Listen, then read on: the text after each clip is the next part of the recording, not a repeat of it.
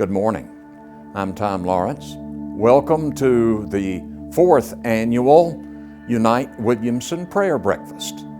We apologize that it's virtual, but better safe than sorry. Perhaps we can have the fifth annual Unite Williamson Prayer Breakfast in person. Certainly hope so. Today's presentation is the pandemic. What to do after the pandemic.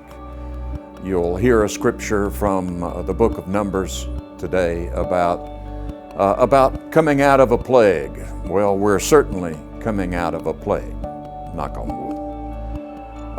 Enjoy today's program, pray about today's program, and we'll see you a little bit later in the program.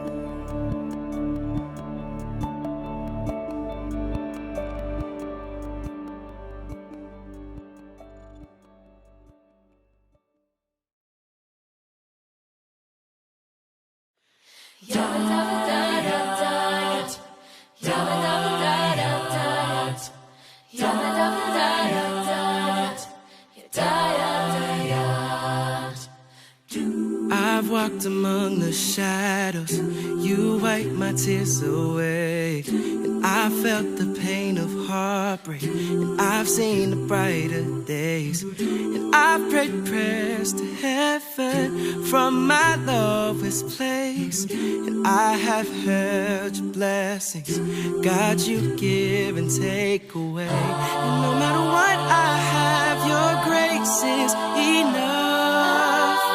And no matter where I am, I'm standing in your love. On the mountains, I will bow my life to the one who set me there. In the valley, I will lift my eyes to the one who sees me there. When I'm standing on the mountain, I didn't get there on my own. When I'm walking through the valley, I know I am not alone. God of the hills and valleys, God of the hills and valleys, and I am not alone.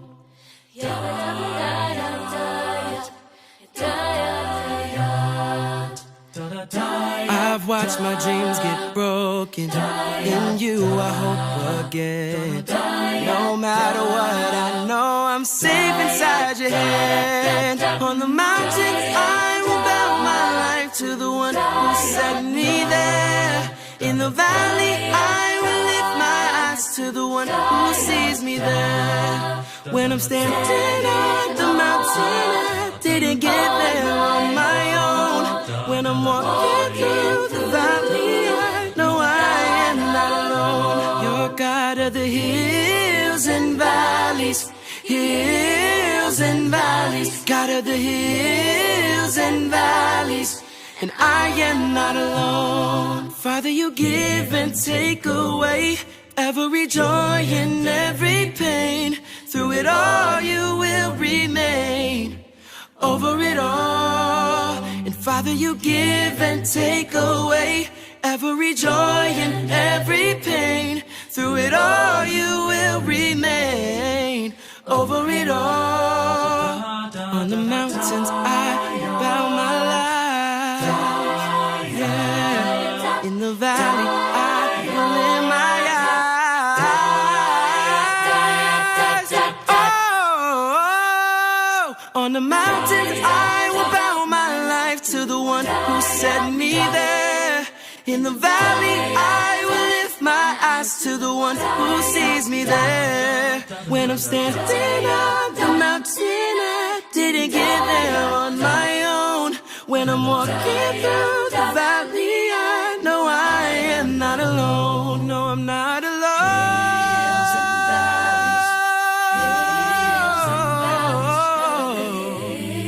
I know that I am not alone. You're God of the hills and valleys, God of the hills,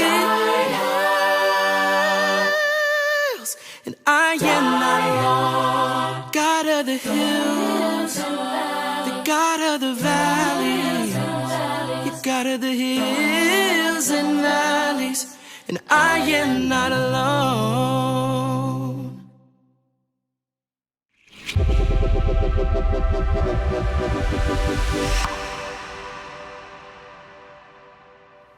From the beginning, the objective of Unite Williamson has been to strengthen our community by creating a formal connection through prayer as well as a commitment to bring hope and unity in a time of great need, should it arise. This was initially sparked by the horrific shooting at the Emmanuel African Methodist Episcopal Church in Charleston, South Carolina, and moreover, the incredible response of a diverse faith-based community in the days and weeks that followed. While not marked by a singular event, the COVID pandemic has had far-reaching impact on individuals, families, and our community. Numbers 26 reads, "After the plague, take a census of the whole community. With the rise of conflict and mental health concerns, loneliness, and loss in the wake of COVID-19, it is important that we take a census of our community, that we check in with people, give them encouragement, and provide them with hope for the future." In a moment, my friend and Unite Williamson co-founder Dr. Kim Moore will sit down with Amy Alexander, co-founder of the Refuge Center, and Chancellor Randy Lowry of Lipscomb to discuss individual and community strategies for connecting with others, loving your neighbor, and finding hope. Before we hear from them, let's take a moment to pray for our community.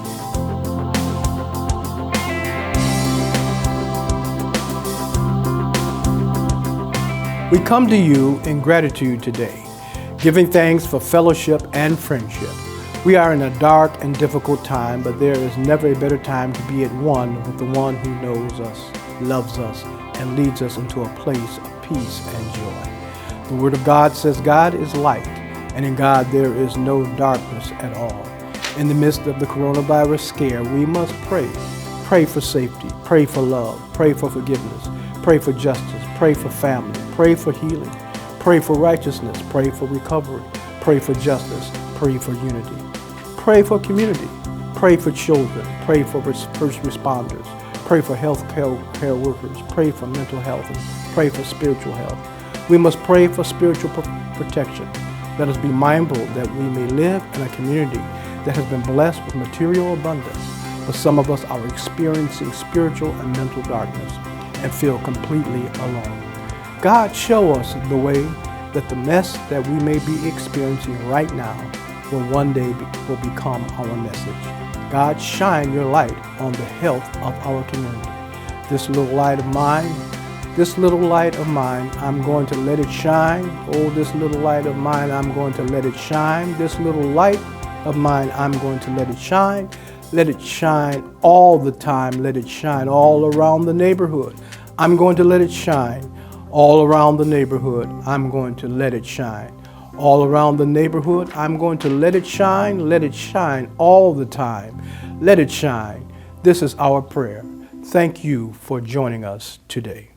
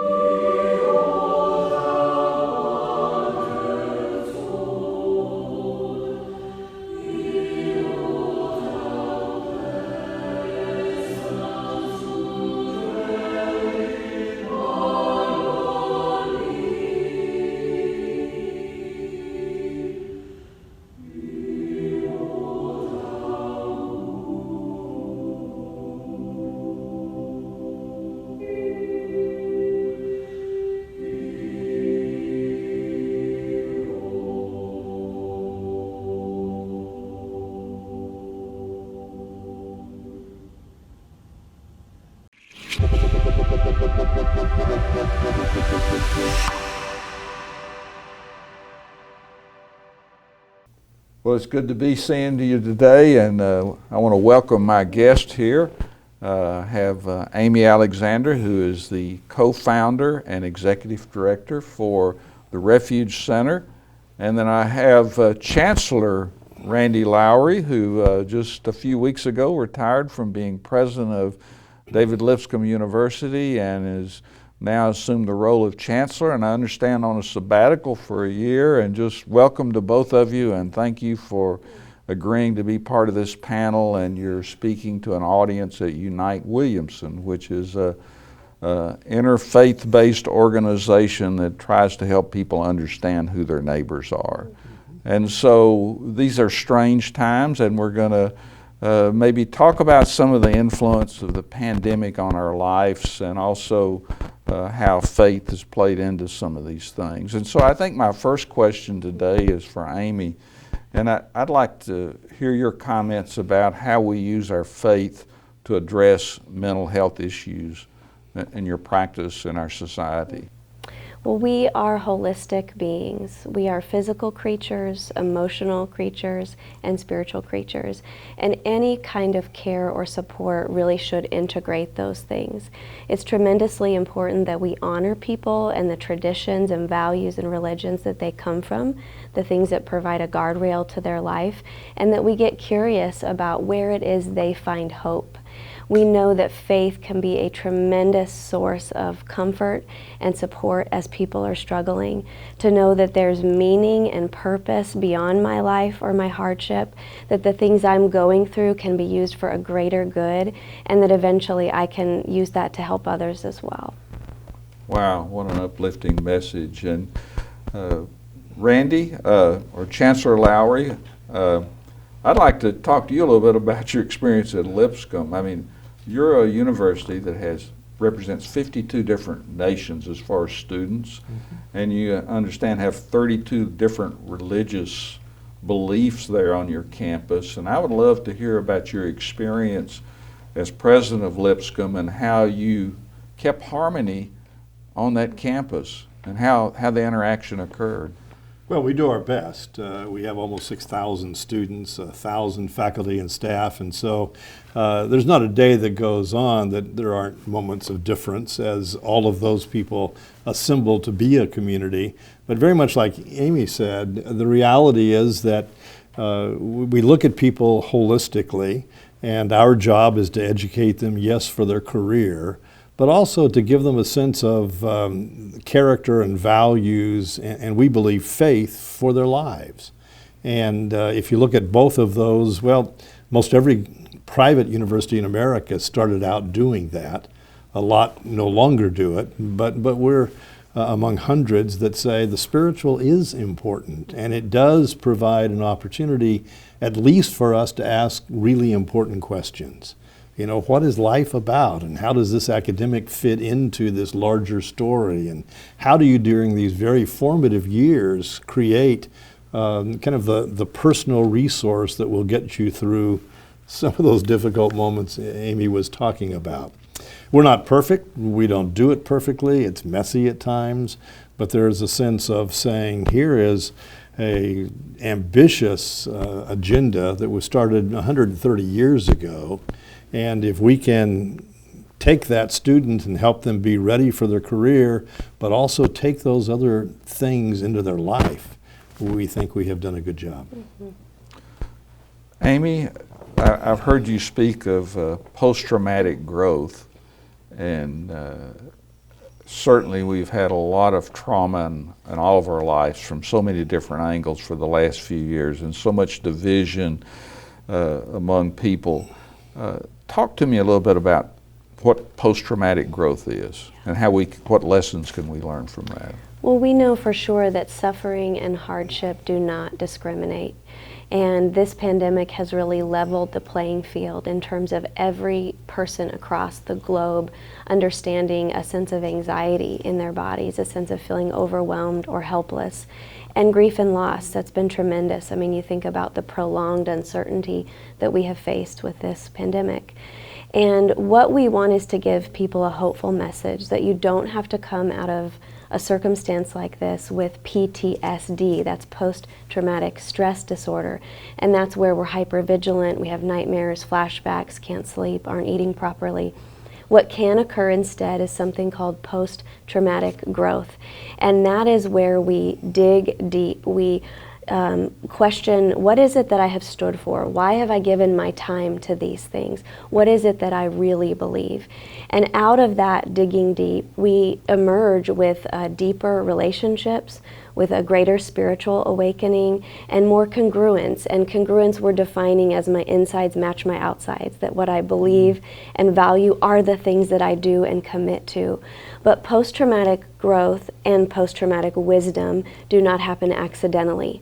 You won't wake up one morning all of a sudden more aware and more deeply rooted. So you've got to have a commitment to learning through this process. And I highly encourage people to talk to a counselor, a spiritual director, a life coach, a Celebrate Recovery group, your small group. But where are the places that you're gleaning wisdom and intentionally seeking to grow? Wow, wow. Randy, I'd like to maybe talk to you a little bit about, maybe is there a particular story of conflict resolution or dispute resolution where you've had experience? I know that's been your career. Sound like it maybe has been your career also at Lipscomb as far as teaching people that. But any stories that come to mind? Well, when I was in a career before the presidency at Lipscomb, I was a full-time law professor, but also a full-time mediator. And so every day when people called, we knew there was something that wasn't going well. I would guess very much like Amy's world. Mm-hmm. And I thought I had given up that career when I became a college president, and then found, no, I'm still a mediator all day, every day. I mean, anytime we as neighbors or as a community, whether it be a community like Franklin or it be a community that's inside an organization like my university, anytime we gather together, there's going to be conflict. And as Amy suggested, then you lay on that the pandemic or something that is external that comes to us.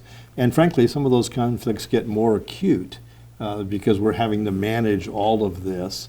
And we try to say something that I think has some truth to it, that in every conflict there is both danger, but there's also opportunity.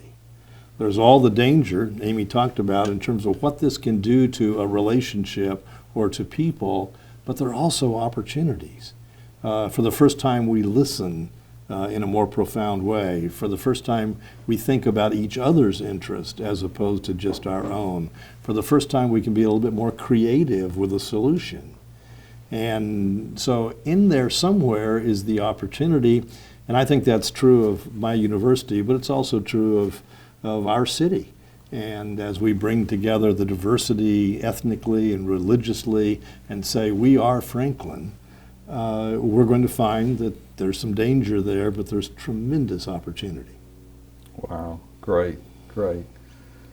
Amy, there is a lot of grief and loss during this time. What are some tips that you can offer as far as navigating these stressful times we're in and just the stresses of life? Absolutely. Well, I would want to normalize that many people think of grief and loss as related to a death, and certainly that is a profound type of loss. But there's over 52 types of losses. That can be the loss of a job, the loss of a relationship, the loss of a pet, the loss of a city and a move. So there's all kinds of ways that we're transitioning and we're grieving the things that have changed in our lives. And one of the things that we need to do is to move. So immobility is at the root of trauma. Usually trauma is the thing that happened or the thing that we lost, but it's the fact that we weren't able to change the outcome or the ending. So we felt very helpless. And so one of the ways that we can do our best grief work is by walking with a friend and talking it out. Creative endeavors like pottery and yoga, but we've got to move our bodies to move this energy through and out. We also need to find safe people that we can discuss our hardships with, and maybe that's someone through your church group, or maybe it is a counselor. We have a wonderful group here in Franklin called Find Hope Franklin, and there is a website that directs people to supportive resources, which is tremendously important. I would like to give you 4 quick ways we can navigate our grief. Radical boundaries, okay? So Brené Brown says that the most empathetic and compassionate people are the ones with the strongest boundaries. And why is that? Because we have more margin internally when we've said no more often. And so give yourself permission to say no to things right now, and it will create more compassionate space inside of you. Radical rest. Before this pandemic, if you needed a 30-minute rest on a Sunday, you may need a 3-hour nap on a Sunday. And allow yourself the permission to rest as deeply or as often as you need to. Radical adventure. You know, we all need to get out when it feels safe to do so, and to go to beautiful, majestic places that remind us we're not in charge. Okay, this whole thing doesn't sit on our shoulders, and there is a higher power orchestrating all of this, and there will be good to come. And by being in the mountains or the rivers, we're reminded of that on a visceral level. And then finally, radical grace. Nobody's at their best right now. All of our windows of tolerance have shrunk. And so I'm not at my best. Some days you won't be at your best, and we've got to give each other grace during this time. Well, there's been a lot of tips for individuals, and of course one of my major focuses has been trying how do we build our community, how do we create unity in our community on issues, or how do we just make a better community, and just wonder if there were some comments you might make or stories you might want to tell. Randy? Well, I learned something a number of years ago. I was in Nairobi, Kenya, working on a fairly complex group of conflicts among churches there. And several days into it, I was sitting in a hotel lobby, and an elderly Kenyan gentleman came up to me and just sat down next to me. And he said, you know, we need to get these conflicts resolved because we need to walk together. I didn't understand what that meant. And it wasn't until several days later that we're in a Jeep driving across Nairobi, and I realized there are millions of people not in cars, but walking.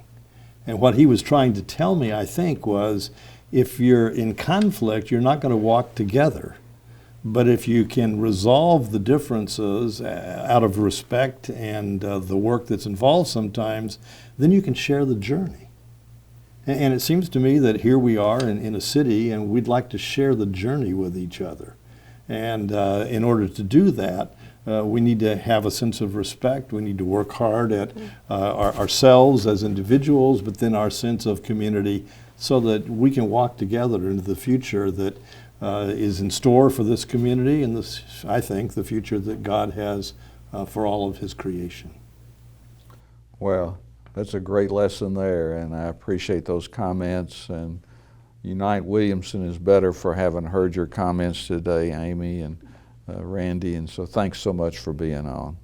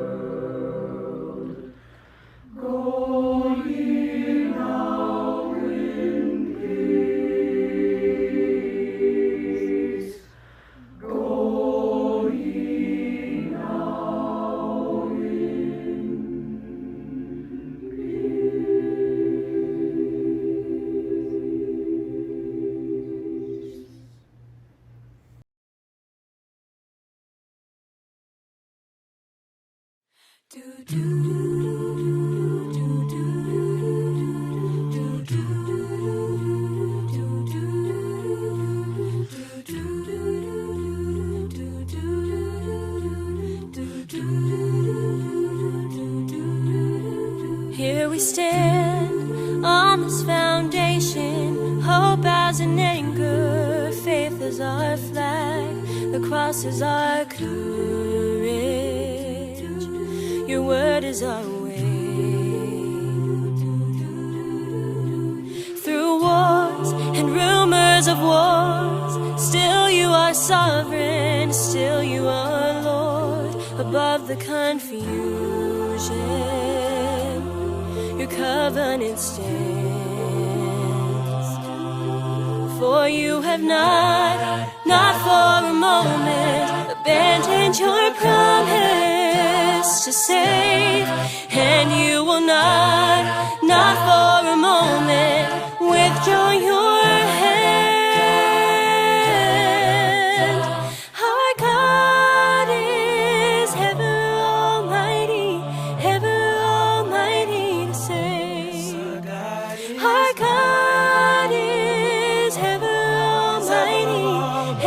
almighty always. Here and now, stone upon stone, the house you are building, a people your own, your kingdom unshaken, your church is alive. Now as one, with hearts all aflame, all our devotion to your great name, exalted forever. Lord Jesus, you reign. We will not for a moment forget your promise to save, and we will not for a moment withhold your praise. Our God is ever almighty to save. Our God is ever almighty always.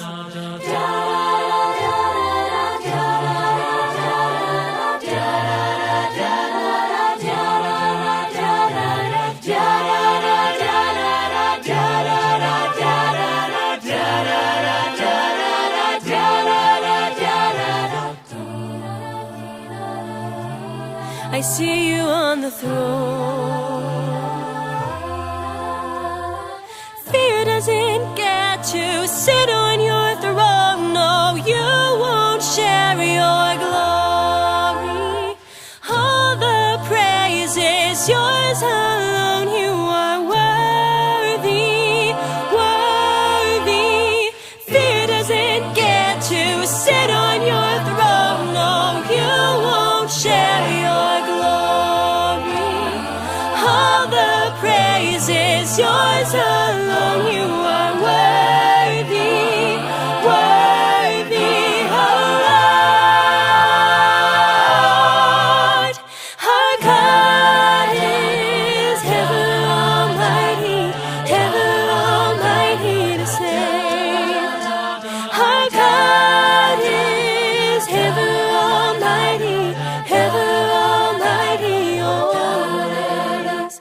Our God is ever almighty always.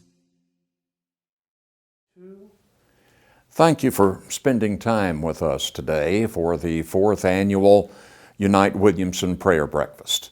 Again, hopefully the 5th one will be in person, but we'll have to pray about that, won't we? Remember, the prime directive of Christianity is love thy neighbor. Check on your neighbor. Express concern for your neighbor. Love your neighbor. Take that QPR training. I did, and you can too. Have a great day.